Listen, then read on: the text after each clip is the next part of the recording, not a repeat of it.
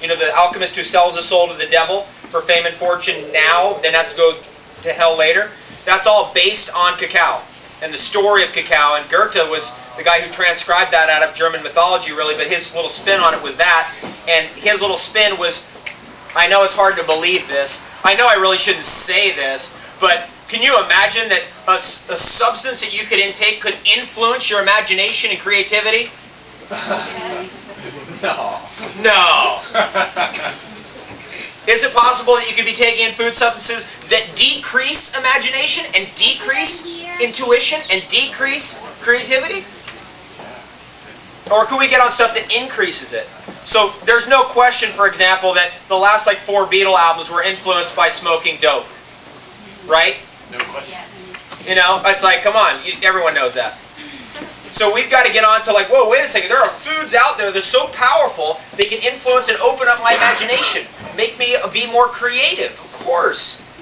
A lot of writers, they can't get through one sentence without coffee. I've had writers tell me that. You know, I'm into raw food, it's all good, but man, I got to have my coffee or I can't write. Interesting.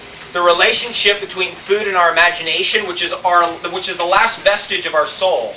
It will be the last thing we have left is our imagination. That connection has never been even talked about. No, it's a fried chicken reality. It's fried chicken reality. 100% of people out there eat fried chicken every day. That's the truth. That's crazy. I mean, for me personally, all my years on live food, it's hard for me to even believe that people eat that kind of food. I don't even see it. It's like I look at it, I don't even see it. It just... Tradition. It's hard to break through humans that are creatures of habit. That's why there's places like exotic superfoods. Because all you have to do is get in the habit of walking in here every day. And right? You just walk up to the counter, I don't know what to do, just feed me something, help! Let's say you come back here in the evening, right? It's like, I don't know what to do, help me, just put it in my mouth. Okay, we can help you. And now we don't have to think about it. Let's keep going. So we've got spirulina, blue-green algae from Klamath Lake. Generally, spirulina is more cooling, so it's more of a summertime thing. Blue-green algae is more heating, it's more of a wintertime thing. So as you get it more into the winter, you need things that are a little bit more heating. I've noticed over the years that when people get into superfoods, there's probably a few of you in this audience, I suspect strongly there's a few of you who are raw food veterans. And then gradually kind of jumped into superfoods. And you'll notice that from doing that, you never have any trouble with the weather anymore. Does anybody notice that? Where you suddenly don't have any problem with your weight anymore, don't have any problem with the weather, suddenly everything goes correct, balance. That's why I'm telling you, superfoods and the top herbs are natural foods, because once you get on that, all systems go into balance, go into correct. That must mean, okay, now that's where we're supposed to be. Blue-green algae is a lot of fun. It's definitely, you got to have a flavor for it. If you've never had blue-green algae before, I would definitely say it's time to start doing some E3 live shots and see what that's all about. 5 times the chlorophyll of wheatgrass, etc., etc. Chlorella. Some people are weird. They like chlorella better than everything. I mean, for me, it's like, I don't even look at this stuff.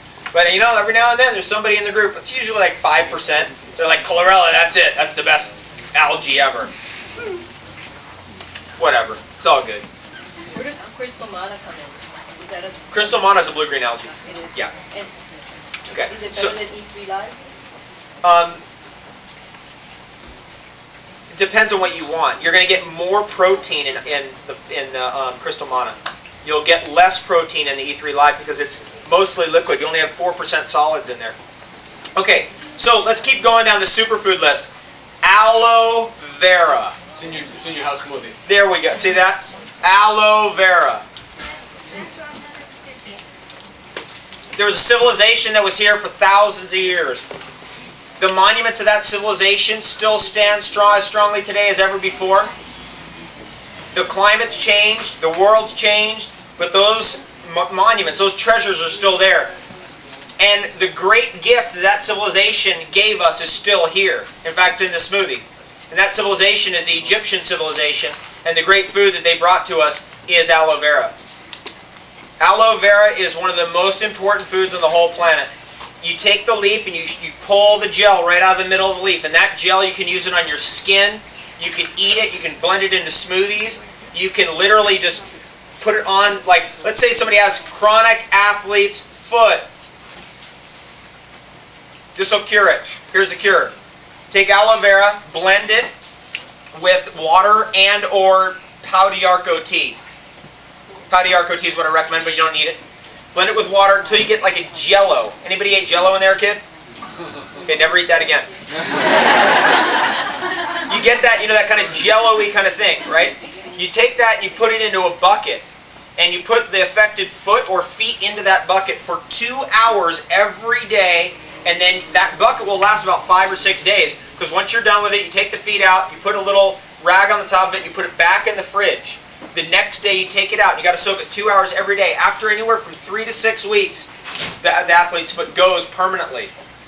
So there's something about aloe vera that's intelligent. It actually knows where the fungus is, and it's able to kind of drill in there and root it out.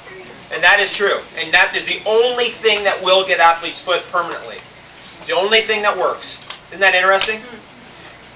It's all about the knowledge. It's all about the strategy. Because if you don't have the knowledge to fly a plane, you ain't going to be able to fly.